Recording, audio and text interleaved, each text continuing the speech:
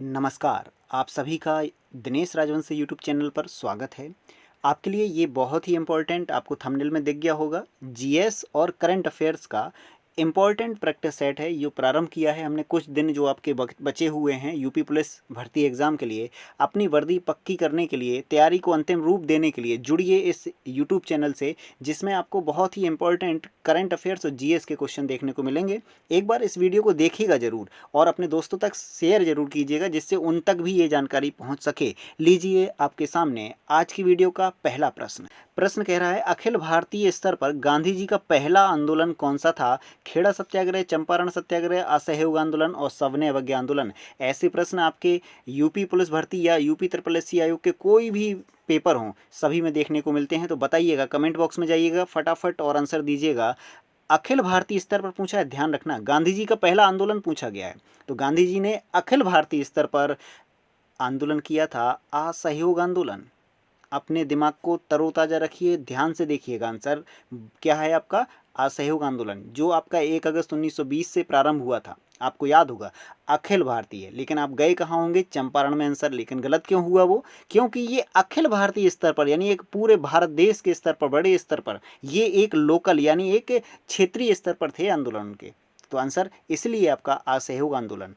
प्यारे विद्यार्थियों, आप ध्यान से समझिए क्वेश्चंस को। हमने बहुत ही सोच समझ के क्वेश्चन चुने हैं, कोई जल्दबाजी नहीं रही है। इसलिए इस वीडियो को ध्यान से शांति से सुनिए और कमेंट बॉक्स में अपने आंसर पहले प्रदान कर लिया करिए, फिर चेक किया करिए। गलत हो जाए चलेगा, लेकिन तैयारी से चूकिए नहीं। लीजिए आपकी स्क्रीन पर दूसरा प्रश्न। अखिल भारतीय किसान सभा के अध्यक्ष कौन थे? अखिल भारतीय किसान सभा के अध्यक्ष कौन थे? ऑप्शन ध्यान से पढ़िएगा। स्वामी दयानंद सरस्वती, स्वामी रामदेव, स्वामी रामदास, स्वामी सहजानंद। इस प्रश्न का आंसर कमेंट बॉक्स में आपने देने का प्रयास किया होगा। हमारे तक आंसर आएंगे, हम जवाब जरूर देंगे आपको। आंसर आपका उस कमेंट बॉक्स में जरूर मिलेगा आपको, और हम बता ही रहे वीडियो में, तो मिलाइएगा क्या आपका सही है आंसर। ये है right option D, Swami Sahajanand जी ने अखिल भारतीय किसान सभा की अध्यक्षता संभाली थी। क्लियर है? अगला प्रश्न लीजिए आपकी स्क्रीन पर, तीसरा। 2.5 दिन का झोपड़ा कहाँ पर स्थित है? पूरा इंपॉर्टेंट छटे हुए प्रश्न हैं, गलती मत कीजिए, छोड़िए मत, स्किप मत कीजिए। देखिएगा 2.5 दिन का झोपड़ा कहाँ है, आपको क्लियर होगा। अजमेर, दिल्ली, आगरा, लाहौर। बताइए जल्दी से कमेंट बॉक्स में। इसका आंसर है अजमेर। ये आपकी जानकारी है। 2.5 दिन का झोपड़ा कुतुबुद्दीन ऐबक ने अजमेर में, एक मस्जिद है ये, 2.5 दिन का झोपड़ा। यहाँ पर पहले एक संस्कृत विद्यालय था जहाँ पर 2.5 दिन का झोपड़ा बनाया है ऐबक ने, कुतुबुद्दीन ऐबक ने बनवाया था ये अजमेर में। क्लियर है? अगला प्रश्न आपकी स्क्रीन पर 4। नवरोज त्यौहार को प्रारंभ करने वाला दिल्ली का सुल्तान कौन है? ऐबक, बलबन, फिरोज शाह तुगलक या अलाउद्दीन खिलजी? तो इस प्रश्न का आंसर कमेंट बॉक्स में दीजिएगा जल्दी से। जो नवरोज त्यौहार है उसको दिल्ली सल्तनत में अप्लाई या लागू कराने वाला कौन सा, या प्रारंभ कराने वाला सुल्तान कौन है? तो इसका राइट आंसर आपने पहचाना होगा, कमेंट बॉक्स में दिया होगा। इसका बिल्कुल बी ऑप्शन सही है। बलवन महोदय या बलवन सुल्तान जो है, उसने नवरोज प्रथा, जो एक पारसी त्यौहार है, ये सल्तनत में प्रारंभ किया था। क्लियर है? अगला प्रश्न आपकी स्क्रीन पर 5।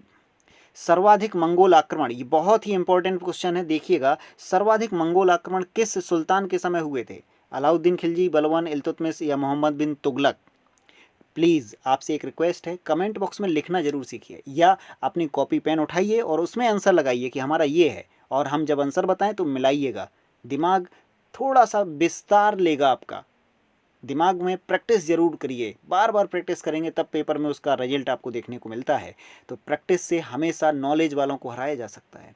Knowledge will beat the always experience, यानी अभ्यास से हमेशा ज्ञान को हराया जा सकता है। इसलिए आप प्रैक्टिस लगातार करिएगा। 5वां प्रश्न, सर्वाधिक मंगोल आक्रमण, बताइएगा। आंसर आपने भेज दिया होगा कमेंट बॉक्स में, हमें आशा है हम आंसर आपको कमेंट बॉक्स में प्रदान जरूर करेंगे। तो इसका राइट आंसर नोट कीजिएगा, अलाउद्दीन खिलजी।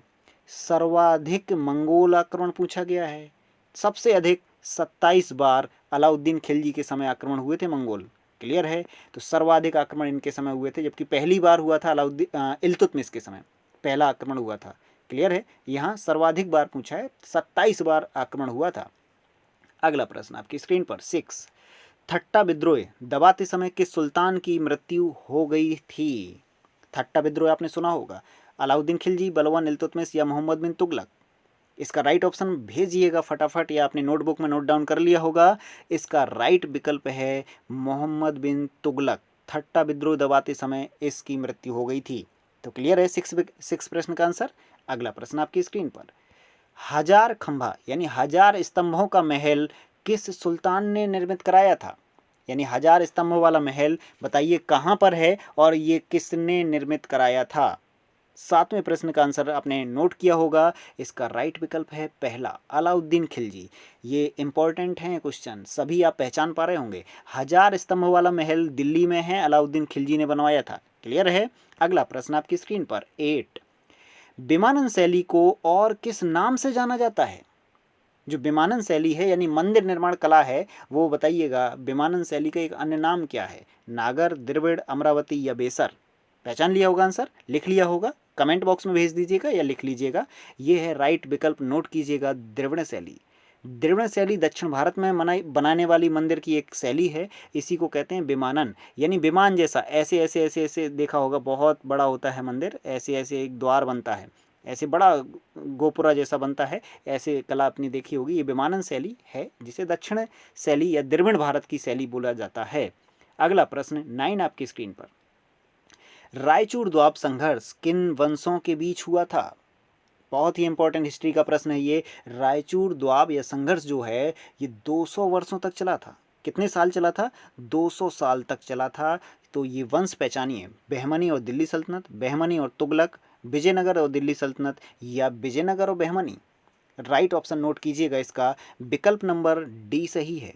विजयनगर साम्राज्य और बहमनी साम्राज्य जो 1336 और 1347 वर्ष में क्रमशः स्थापित हुए थे, इन वंशों के बीच एक द्वाब था, रायचूर द्वाब। इसको लेकर के लड़ाई हो गई थी क्योंकि ये एक उपजाऊ क्षेत्र था। क्लियर है। तो ये प्रश्न आपके लिए बहुत ही इंपॉर्टेंट हैं। अगला प्रश्न देखिएगा, इन प्रश्नों में जान है, अपने दोस्तों तक पहुंचाइए इन प्रश्नों को, जिससे ये ज्ञान भी उन तक पहुंच जाए। मतला शाहीन का लेखक किस देश का यात्री है? समझ रहे होंगे कितना टर्म लिए हुए हैं क्वेश्चन। मतला शाहीन का लेखक पहचानिए और फिर देश पहचानिए उस व्यक्ति का। तो इराक, ईरान, मोरक्को या चीन? फटाफट कमेंट में आप लिखेंगे, कमेंट बॉक्स में भेज दीजिए मतला शाहीन किसने लिखी है और यह यात्री या वो लेखक किस देश का था। इसका प्रश्न का आंसर हम बता रहे हैं। इस प्रश्न का आंसर है इराक। मतला शाहीन रज्जाक लेखक द्वारा लिखी गई है और इराक देश का वो निवासी था। क्लियर है। अब आपके लिए कमेंट बॉक्स वाला एक प्रश्न है, इराक देश की जो सभ्यता है, जो सभ्यता होती है ना, जैसे सिंधु घाटी सभ्यता है, वैसे इराक देश में कौन सी सभ्यता प्राचीन काल में विकसित हुई थी? क्लियर है। और इराक देश की राजधानी भेज दीजिए साथ में। हम आपके कमेंट बॉक्स वाले प्रश्न के उत्तर का इंतजार करेंगे, हमें आशा है आप लिख करके भेजेंगे। मिलते हैं नेक्स्ट वीडियो में ऐसे ही प्रश्नों के साथ। Okay, thanks for watching video. जय हिंद।